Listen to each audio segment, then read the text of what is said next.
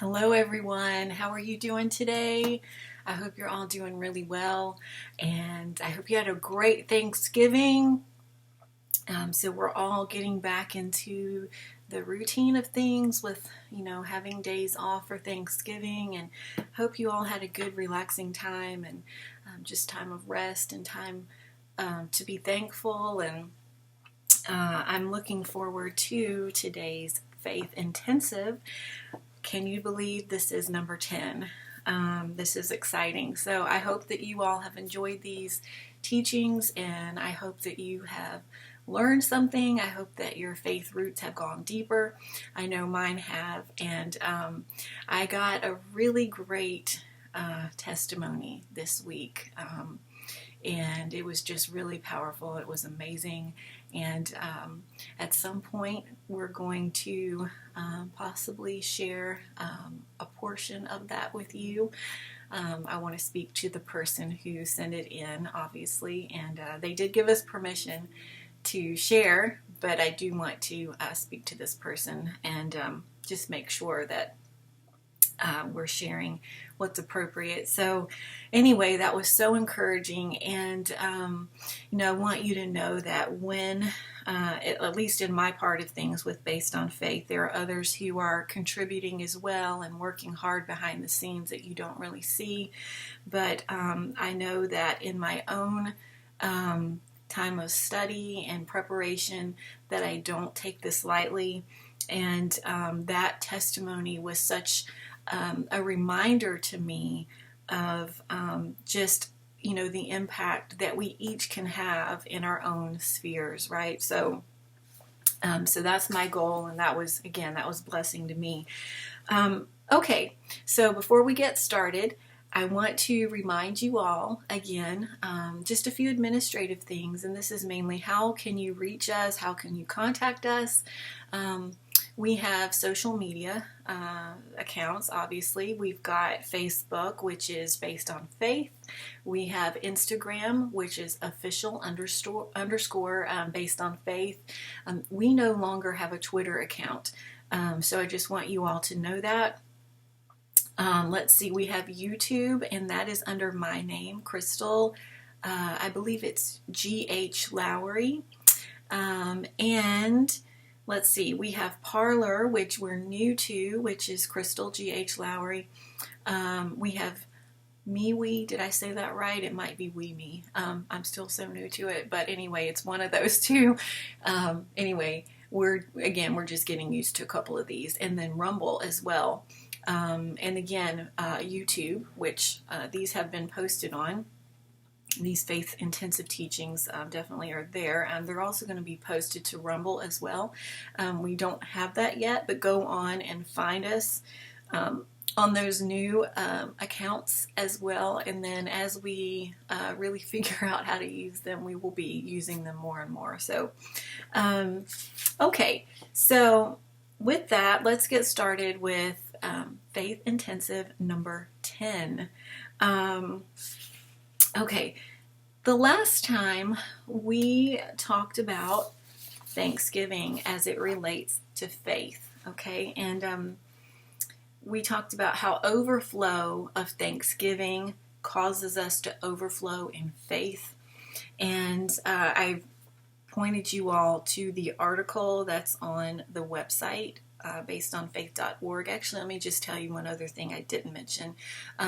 An email address where you all can reach us. You can send testimonies. Again, just like the one, we received several, messages and correspondence from you all, but that I did reference that one particular, just really powerful testimony we received this week. So again, please reach out to us, info@basedonfaith.org, and then the website is basedonfaith.org. So let me get back to this then. I did point you all to the article that we posted, and it's called "Overflowing in Thanksgiving Causes Us to Overflow in Faith." So this particular article is on the website in the blog section, and then we also wanted to thank the Elijah List for publishing this article on Thanksgiving Day. So that was such a blessing, such an honor, and we really love and respect the Elijah List. Okay, so in this article, I'm going to review, and this will lead us into today's teaching. So we know that Hebrews 11, which again, you all know is my favorite verse. It says, now faith is the substance of things hoped for, the evidence of things not seen. So that's really, at least for my purposes, and we could structure this a lot of different ways, but we'll just say that's our starting definition of faith.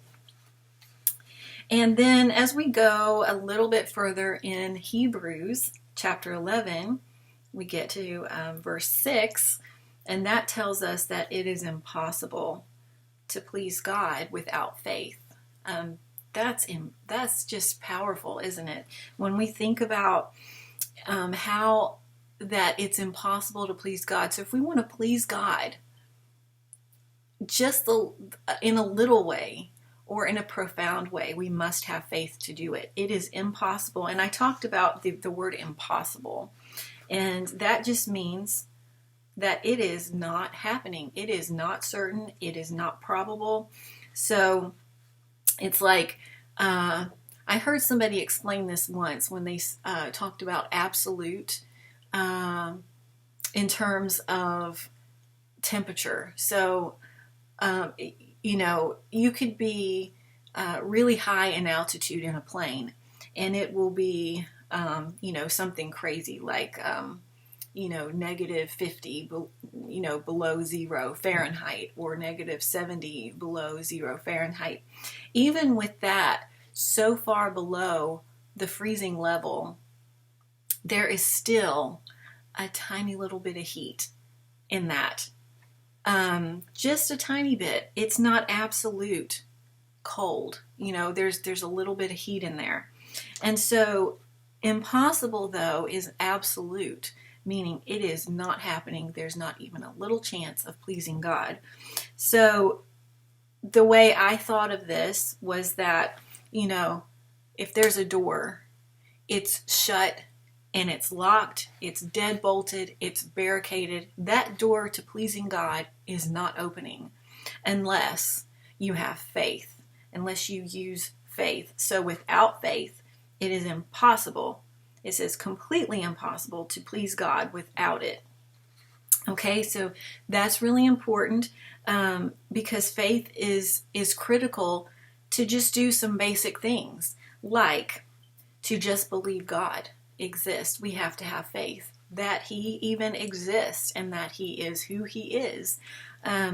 We have to have faith to come to God ourselves and say, can you help me? Can you give me wisdom? Can you help me through this situation? Save me. These things that we really believe are starting points on our journey, we have to have faith to even get to those points. So faith is like the fishing rod, and you cast the hook out and you snag the promise, and when you reel it in, you're acting in faith, with faith. So you've got the verb faith, you've got the noun faith, and you're pulling it in. So from the future, you're pulling it in. Now, Romans 12:3 says that we have all been given the measure of faith. Okay, we've been given the measure of faith. We've all been given, as I explained in the last teaching, we've been given the faith muscle. We've all been given it at the time we were born again. It was a gift from Jesus, from His own faith muscle. We were given that. We know it's already victorious, but we can have something and not use it. And so we have to use it, and then it becomes stronger. And so that's important. Now, I want to quickly just kind of go through the rest of the last teaching to review, because I really want to pick up here where I just left off, which is the Romans 12:3. We've all been given the measure of faith. So the key verse really for talking about Thanksgiving was Colossians 2:7. And Paul writes there that we are to be rooted and built up in him and established in the faith as you have been taught, abounding therein with thanksgiving. That's the King James Version. I'm sure you can tell that.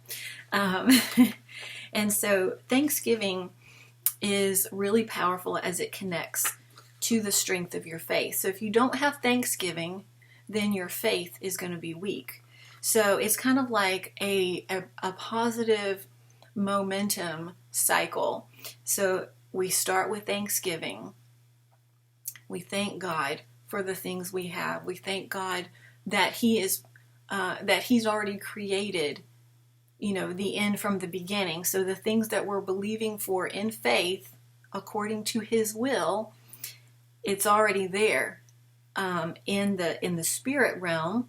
And so we're thanking Him for it. I thank you, for example, I thank you that I'm healed, that I am healed already.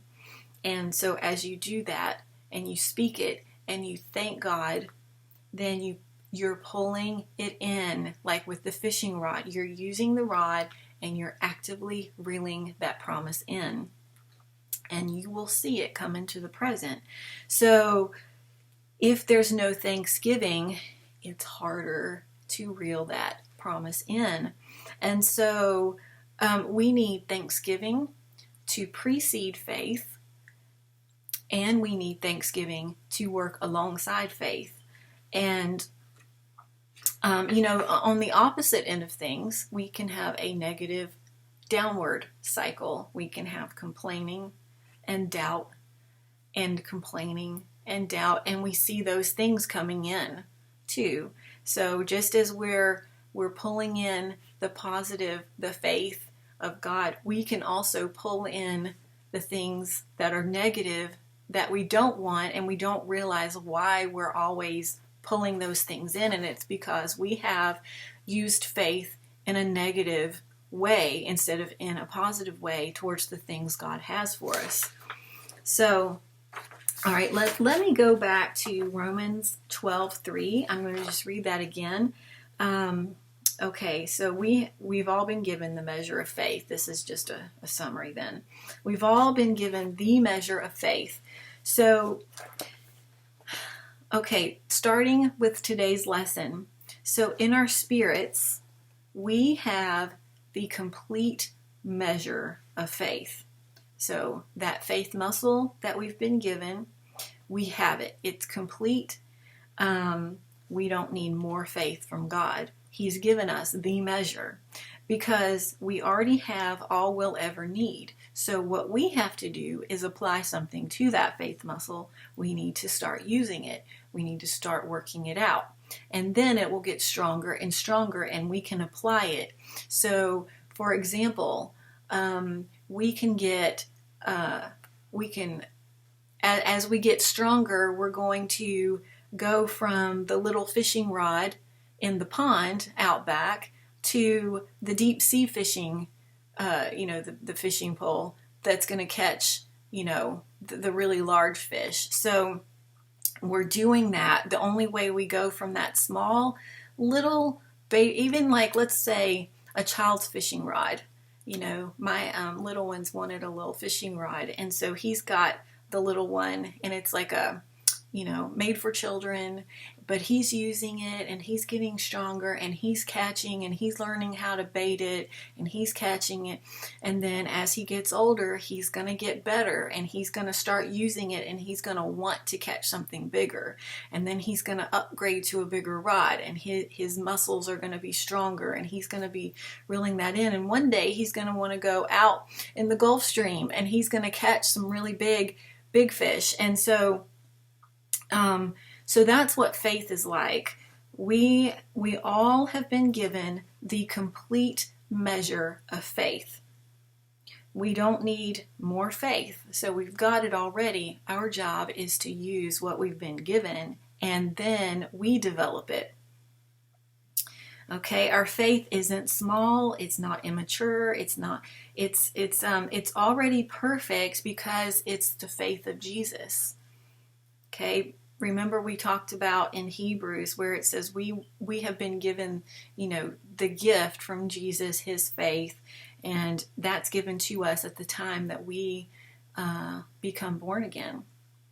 It's a gift. So, okay, the next point that I want to make is, so the way we were born again is the way we receive everything in the Christian life. So, by grace through faith, okay? So Ephesians 2:8-9, you can look at that. So by grace through faith. So by grace is not by works, okay?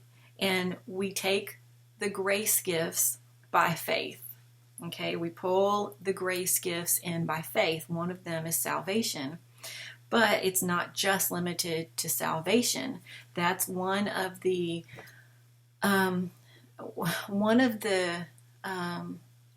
things that I think is so important. I'll say it that way.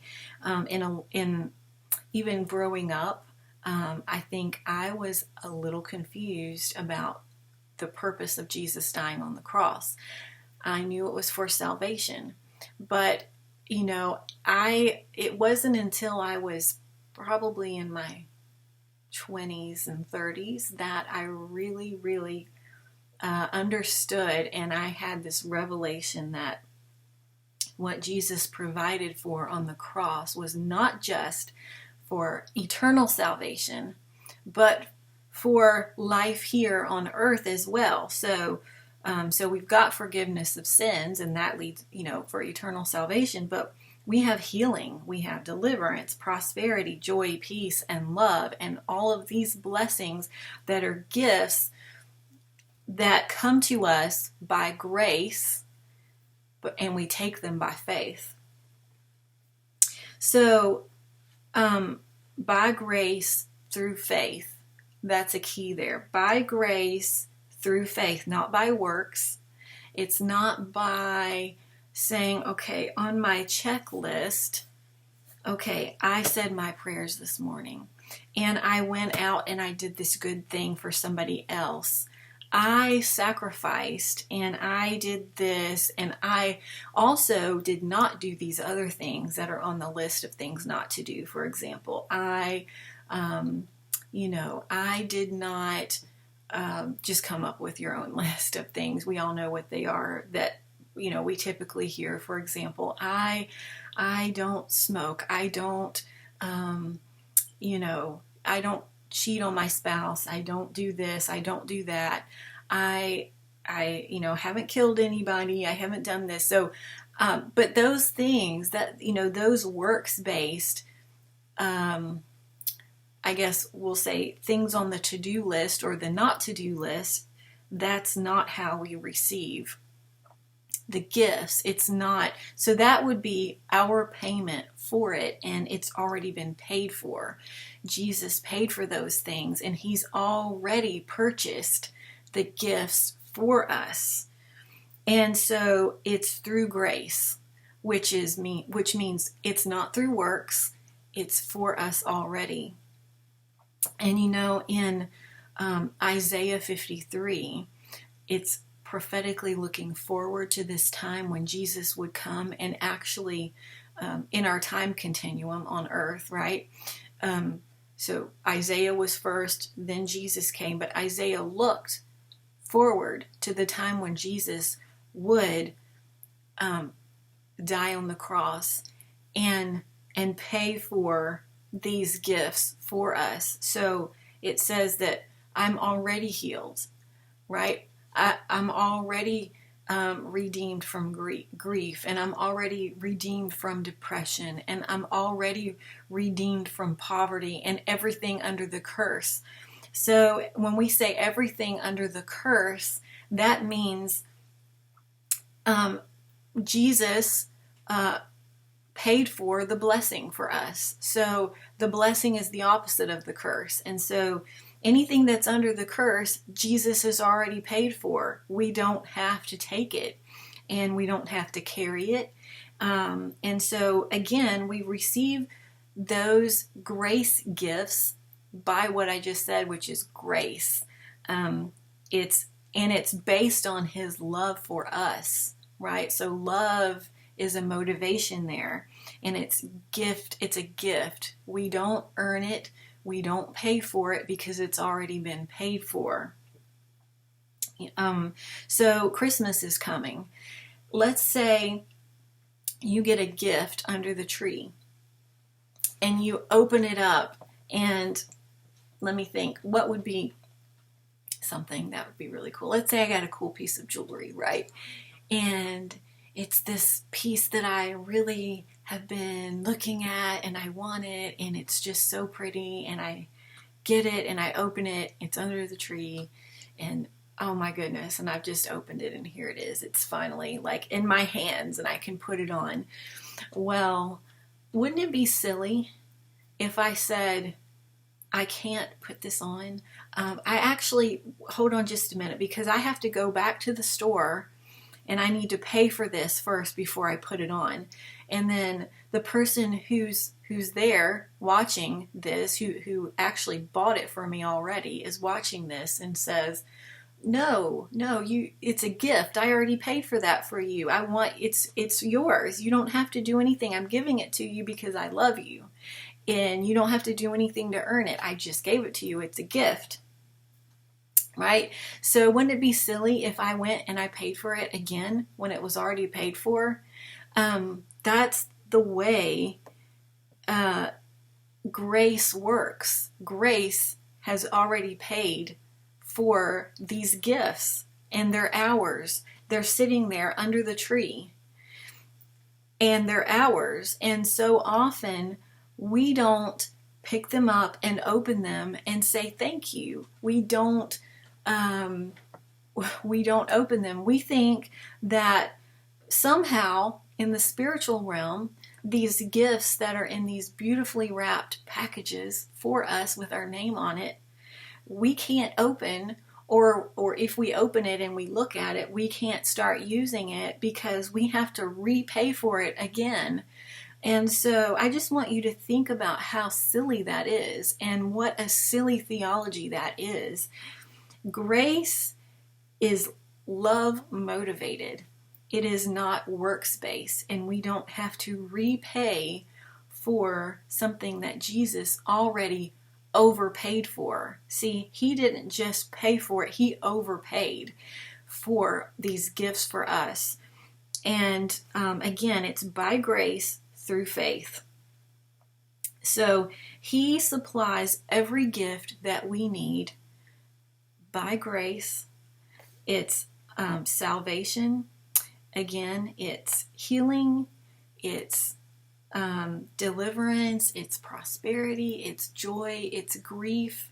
Do you know, I just want to say this. I don't know if you all had a chance to listen to my testimony a couple weeks ago. Actually, two really sweet dear friends of mine, each separately have their own shows, and they interviewed me and talked about my testimony. But right here, I just want to tell you, one of the things that I really want to emphasize in terms of my own testimony is that after my husband passed away, we had been quoting Isaiah 53 for so long, every day, multiple times a day. And one of the things that I did was I specifically said that Jesus took my grief so that I did not have to suffer with grief. And I remember actually, a couple of months later, I was meeting with a client of mine. She was a older lady, and I think her husband had passed away, not too long before then. And so anyway, she asked me if I was taking, if I needed to take anything for like my nerves or something like that. Like I needed, she was suggesting that I needed some nerve medication to help calm me and anxiety or anything that I might be dealing with. And she asked me if I had gone to a grief, like a grief counseling group. And I told her no. I said, I'm doing really great. I'm not suffering with grief. And, and the reason why is because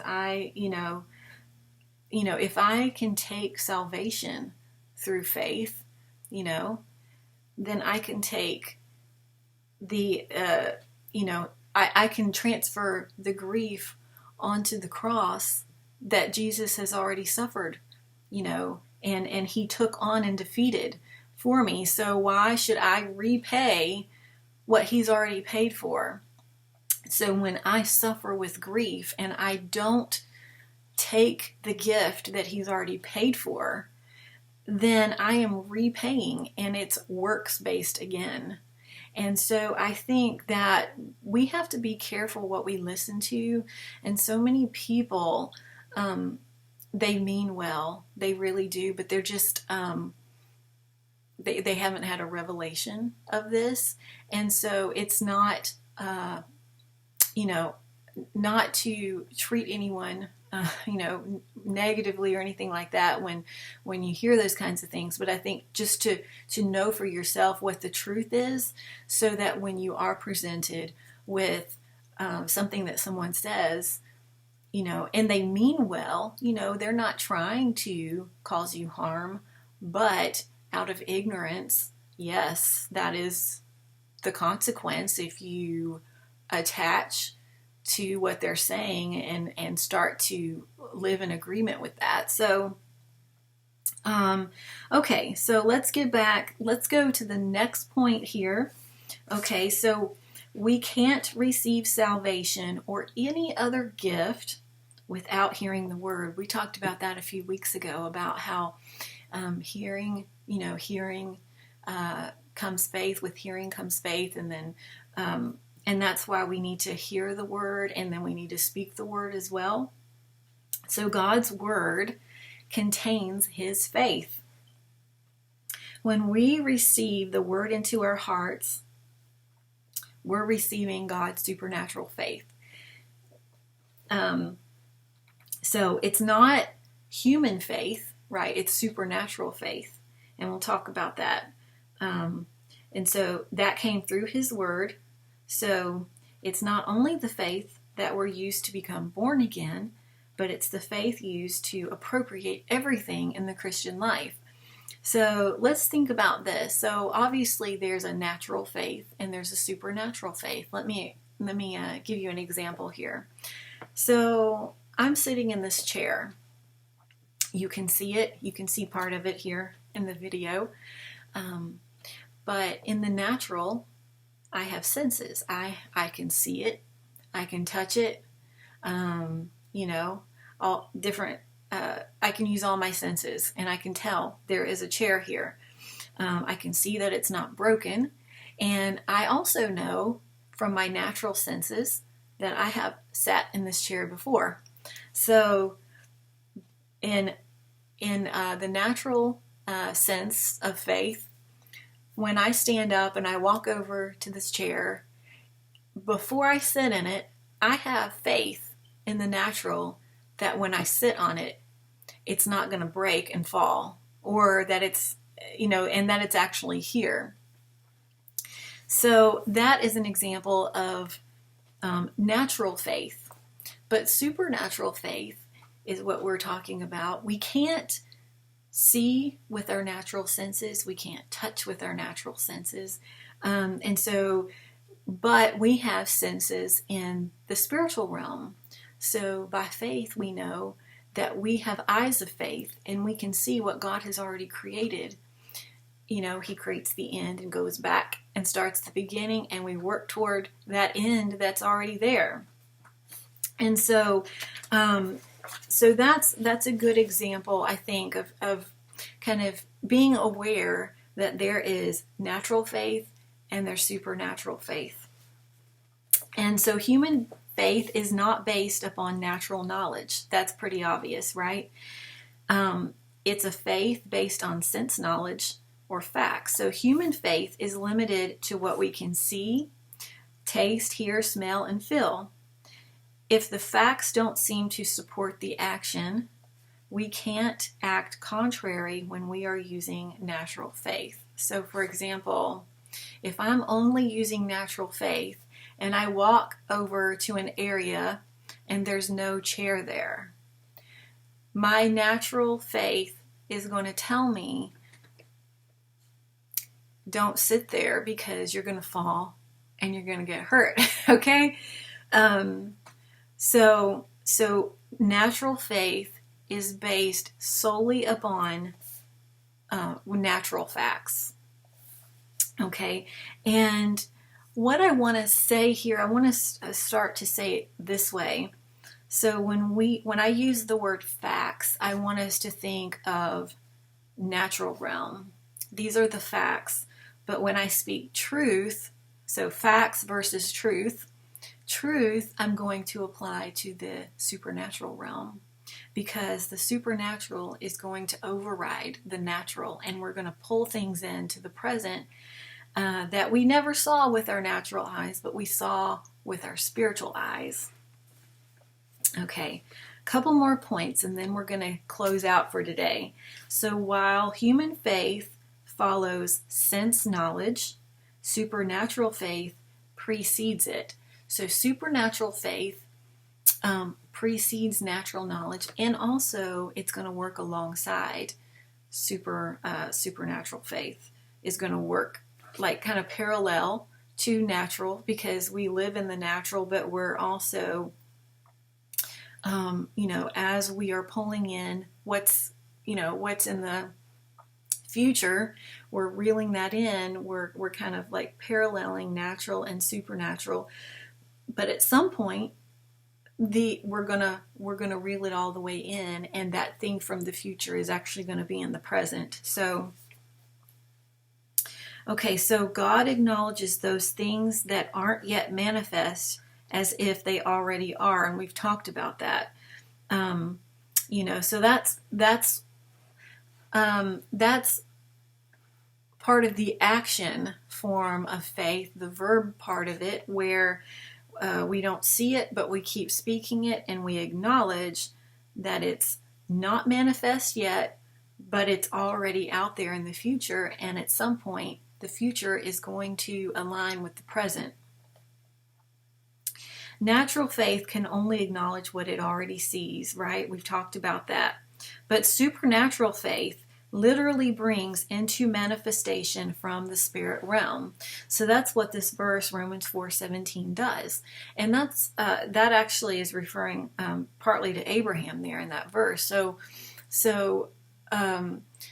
Abraham was, in terms of being able to reproduce and have children, he was as good as dead, and Sarah was as good as dead. Her womb was barren her whole life, and if it wasn't barren her whole life, she was already well past being able to have and conceive children.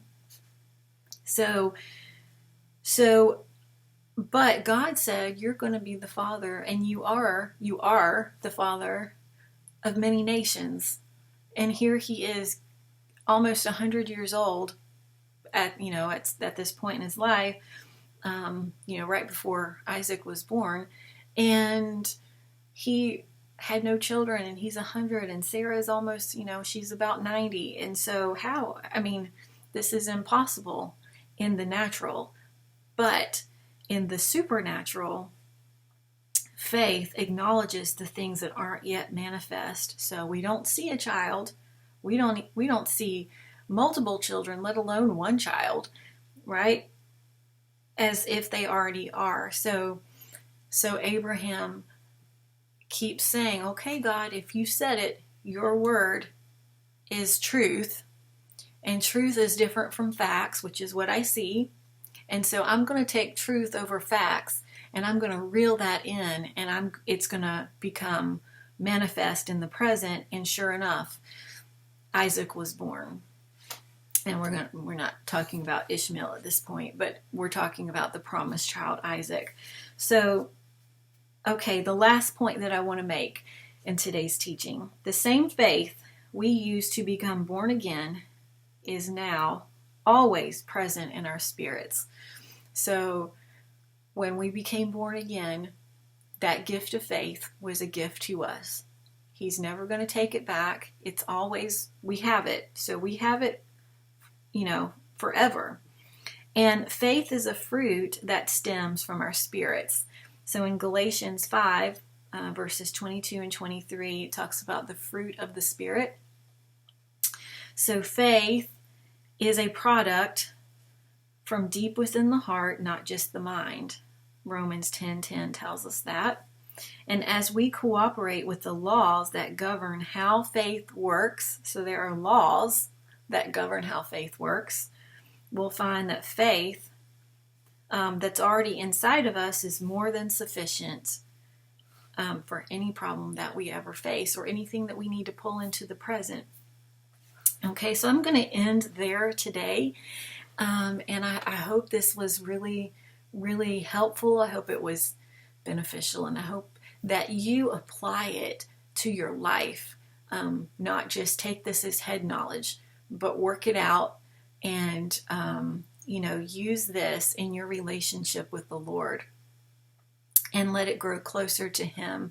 This is not just about head knowledge or gaining, some book, some facts that we can say, I've read this or I've understood this, or, we need to grow in our knowledge of God. And so part of that is knowing His character, right? And His character, part of what we've learned here in this lesson in terms of His character is that He loves us and that everything He did on the cross was undergirded by His love for us. It's an everlasting love for us, and He overpaid our debts so that we don't have to repay or pay for those things. And so we have these gifts that are through grace, that we take by faith, and it's based on His love for us. And so when you are looking at your own life, let's say you need a healing and you're saying, God, why am I suffering with this thing? Or you need finances for, the needs in your life. I want you to look at the character of God and say, you know what? He loves me.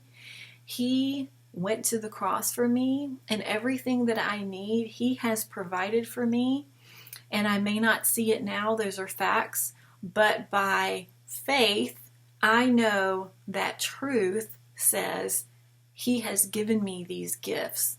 He's given me salvation, and He's given me healing already, and He's taken my depression. I don't even have to do it. I'm repaying for it. So I want you this week and the next week, because there's going to be 2 weeks before we come back, to really apply these and really get to the root of the fear in your life that surrounding situations like health issues or financial issues or depression or grief or anything else, and just know that He loves you first of all, and that He has overpaid. He's taken these already from you, and you don't have to understand how, right? You just have to take it. You don't have to understand how the gift got under the tree, and you don't have to understand why your name is on it. But all you have to do is just unwrap it and say, thank you, it's mine, and begin to use it. And I know that sounds simple, but if you will begin to do that, your life will begin to change. And it's by faith through grace. Okay, so I want to end there, and I'm going to see you in 2 weeks. Until then, remember, reach out, send any messages and testimonies and questions. Just let us know how this is touching you. The email address is info@basedonfaith.org.